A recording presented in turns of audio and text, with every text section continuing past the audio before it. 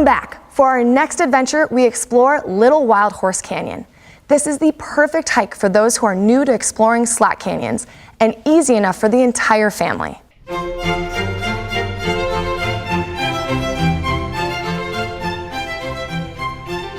50 million years ago, Utah was a very different place.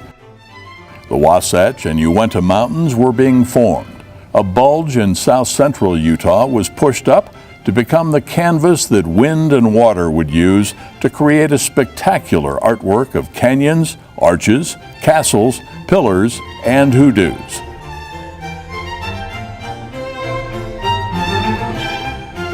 Today, this 2,000 square mile area is known as the San Rafael Swell.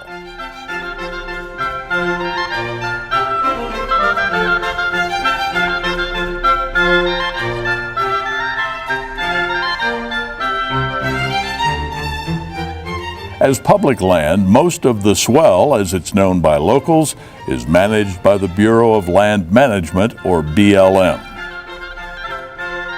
Of all the breathtaking features within the swell, slot canyons are among the most unique and awe-inspiring. In fact, Utah has the highest concentration of these narrow furrows in the world, with over 1,000 in the southern part of the state.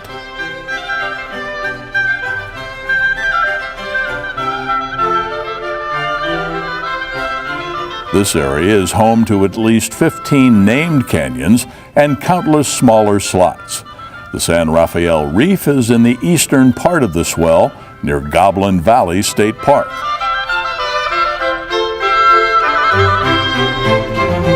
Just 4 hours from Salt Lake City, Little Wild Horse Canyon is the place to get a taste of what canyoneering is all about.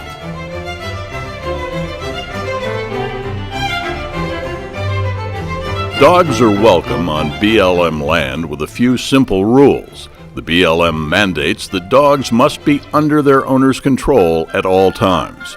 And in designated BLM camping areas, dogs must always be on a leash.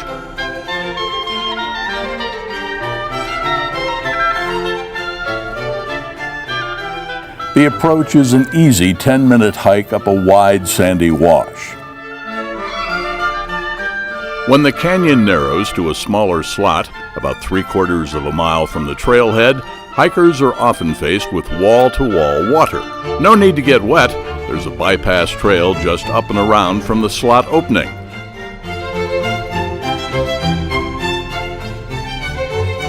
Continue up the wash until you see the sign telling you that Little Wild Horse is to the right.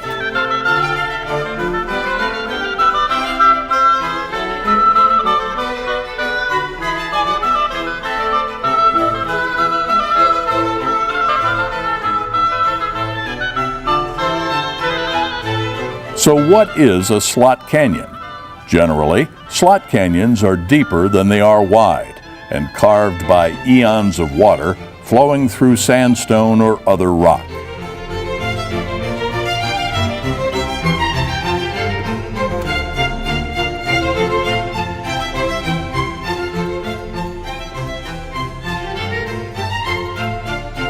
Little Wild Horse offers a little something for everyone. From wide-open grottos to areas so narrow you'll need to turn sideways to slip through.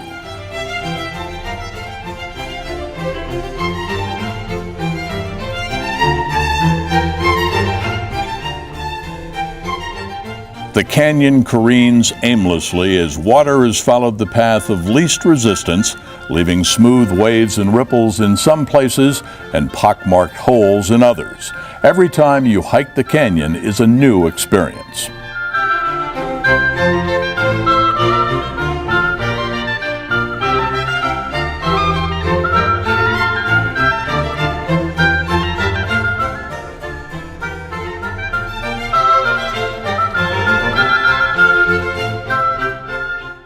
Depending on the time of day and year, the changing light reveals different shades of color, from dark shadows to glowing red.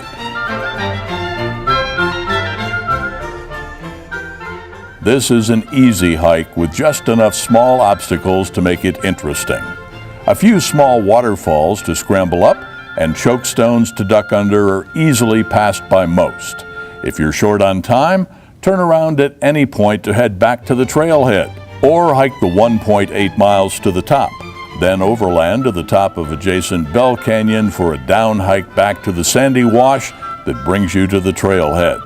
This makes an 8-mile loop that you should plan on taking half a day.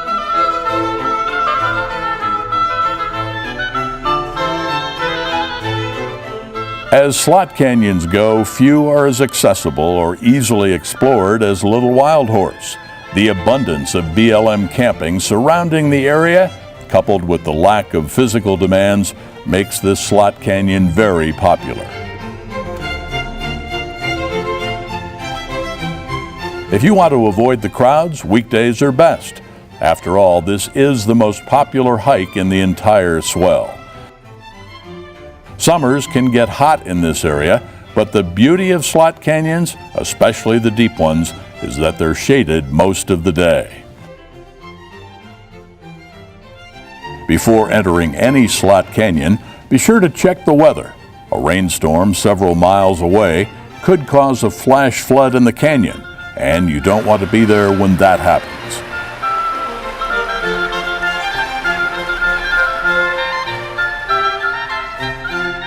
If you have any doubt about the power of water, just take a look at the high water mark and all the debris wrapped around the trees and rocks in the wash at the beginning of the hike.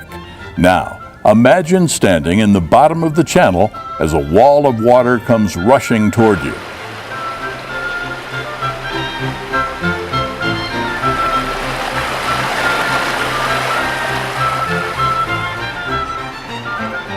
Want to experience Little Wild Horse for yourself? Make it a part of your plan for exploring Utopia.